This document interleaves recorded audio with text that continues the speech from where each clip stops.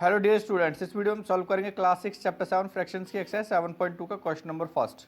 Question number first में आपको draw करना है number line and in fractions को, जो आपको फ्रैक्शंस दे रखे हैं 1/2, 1/4, 3/4 एंड 4/4। इनको लोकेट करना है एज ए पॉइंट्स उन पे, ठीक है, नंबर लाइन पे। तो देखिए आपने अभी तक क्या क्या, अगर हम नंबर लाइन की बात करें तो आपने natural numbers, whole numbers and integers को नंबर लाइन पे ड्रॉ करना सीखा है। इट इज सेम, इसमें भी कोई ज़्यादा मुश्किल नहीं है आपके लिए। सेंटर पे लिख लिया हमने 0, ठीक है। सबसे पहले इजी क्वेश्चन है आपके पास, तो डायरेक्ट सीख लेते हैं इनको। तो एंड इनका डिनोमिनेटर देखना है सभी का कितना है। सभी में अगर आप देखोगे तो 2 4 4 4 ये है ना। सभी में 4 है डिनोमिनेटर में। तो आपको क्या करना है, सबसे पहले 1/4 ड्रॉ कर लिया, पॉइंट एज ए 1/4 लोकेट कर लिया। उसके बाद 2/4, 3/4, 4/4, ठीक है, ये कर लिया अपने पॉइंट्स। 1/4, 2/4, 3/4 एंड 4/4। तो इसमें देखिए आपका सबसे पहले क्या है 1/4, तो आपका 1/4 इजीली लोकेट हो गया, आपको दिखाई भी दे रहा है नंबर लाइन पे कहाँ पे है। उसके बाद 3/4 भी दिखाई दे रहा है, 4/4 भी, लेकिन आपको 1/2 नहीं समझ में आ रहा कि कहाँ पे है ये। तो अगर आप 2/4 को सिंपलेस्ट फॉर्म में चेंज करते हैं, अगर आप 2/4 को सिंपलेस्ट फॉर्म में चेंज करते हैं, मीन्स 2 से डिवाइड करते हैं, तो ये आपका कितना आता है 1/2। तो ये आपका 1/2 होता है। तो 2/4 को आप 1/2 भी लिख सकते हैं। तो आप सिंपल ऐसे ही ड्रॉ कर लीजिए 0, 1/4, 2/4, 3/4, 4/4 एंड उसके बाद ये नीचे सॉल्व करने के बाद कि 2/4 है वो किसके बराबर है 1/2 के बराबर है, एंड एरो करके ऐसे लिख देना है कि हमारा ये क्वेश्चन हो गया नंबर लाइन पे ड्रॉ। सेम हम 4/4 को भी लिख सकते हैं। 4/4 कैसे होता है, इसमें पूछा नहीं है तो आपको लिखने का जरूरत नहीं है, मैं समझा देता हूँ। लेकिन आपको 4/4 लिखा हुआ है, आप इसको सिंपलेस्ट फॉर्म में कन्वर्ट करोगे तो किससे डिवाइड हो सकता है, ये 4 से, 2 से भी हो जाता है, लेकिन अगेन हमें 2 से करना पड़ता, हम डायरेक्ट 4 से कर देते हैं। तो 1/1 मीन्स 1। तो जो 4/4 होता है वो 1 होता है। तो अगर न्यूमरेटर एंड डिनोमिनेटर सेम है तो हम उसको कैंसिल आउट करके 1 भी लिख सकते हैं। तो 0, 1/4, 2/4, 3/4 एंड 4/4 है ना। And 2/4 is equal to 1/2 and 4/4 is equal to 1। And देखिए जितना 0 से लेके 1 तक का डिस्टेंस है उतना ही डिस्टेंस हम दूसरी तरफ लेंगे एंड -1 लिख देंगे। डिस्टेंस इक्वल होना चाहिए हमारा। तो ये क्वेश्चन हो गया आपका फर्स्ट पार्ट, क्वेश्चन फर्स्ट का फर्स्ट पार्ट। उसके अकॉर्डिंग हम और पार्ट कर लेते हैं एंड आपको जहाँ पे डाउट है वो और क्लियर हो जाएंगे। ये तो इजी है सभी में, डिनोमिनेटर, हमें डिनोमिनेटर चेक करना होता है, न्यूमरेटर नहीं।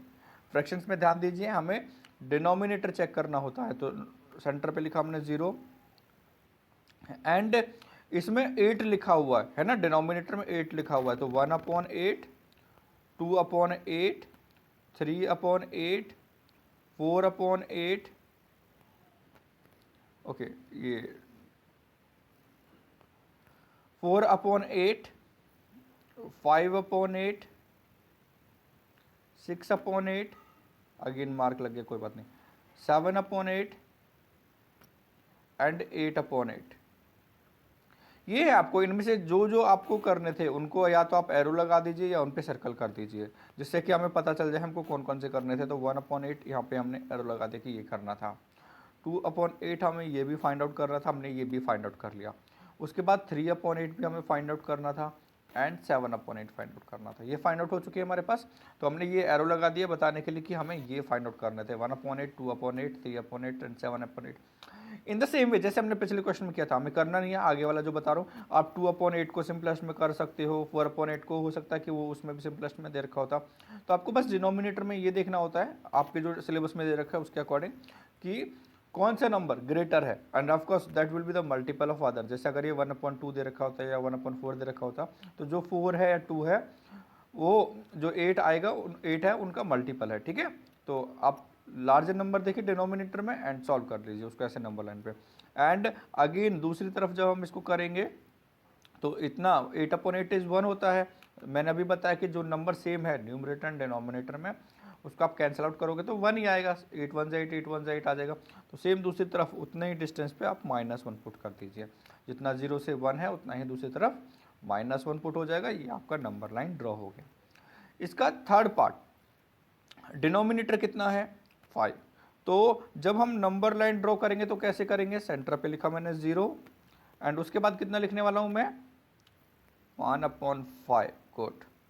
Next will be 2/5, 3/5, 4/5, 5/5। अभी तक हम यहाँ पे स्टॉप हो जाते थे जब हमारा सेम आता था, लेकिन अगर हम अपना क्वेश्चन देखेंगे तो इसमें देखिए 8/5 तक दे रखा है, तो आगे भी करेंगे हम इसको 6/5, 7/5, 8/5, ओके 7/5 आएगा ना, 8/5, 9/5, एंड ऐसे ही इसको नंबर लाइन को हम और आगे इंक्रीज कर सकते हैं।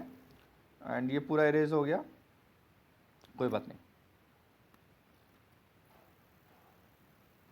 ठीक है। एंड ये हो जाएगा नेक्स्ट 10/5, यहाँ तक कर लिया।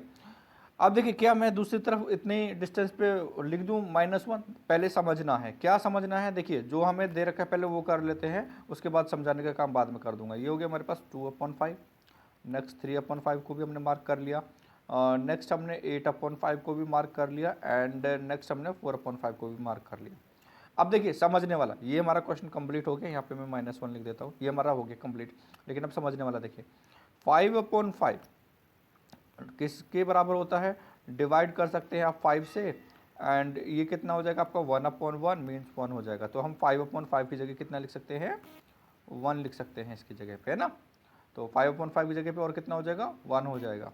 एंड दूसरा 10/5, 10/5 इज इक्वल टू, आप इसको भी 5 से डिवाइड कर सकते हो, तो ये कितना होता है आपका 2/1 मीन्स 2 हो जाएगा। तो जब नंबर सेम है, 5 की देखो डिनोमिनेटर में 5 कर रहे थे, जहाँ पे 5/5 आएगा वो 1 हो गया। 5 का टेबल कितना होता है, ट्वाइस 10, 10/5 आएगा तो 2 हो जाएगा। नेक्स्ट 5 3 जा 15, 15/5 आएगा तो 3 हो जाएगा। तो हम ये लिखते हैं समझाने के लिए।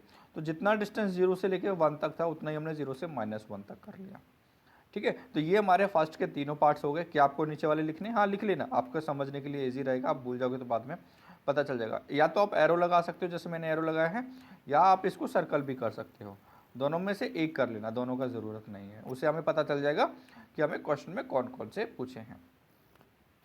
Thank you.